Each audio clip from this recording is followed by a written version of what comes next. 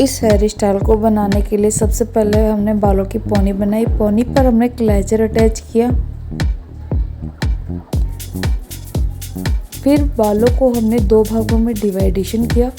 फिर उन्हें क्रॉसवाइज करते हुए ट्विस्ट करते हुए एक चोटी बनाई।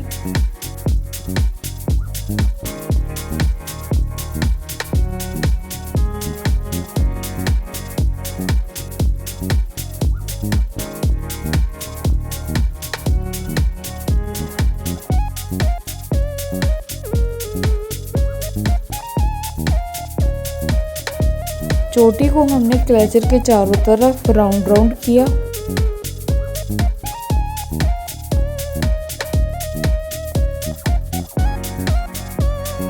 फिर उसे पिन अप किया और ये हेयर स्टाइल तैयार हुई।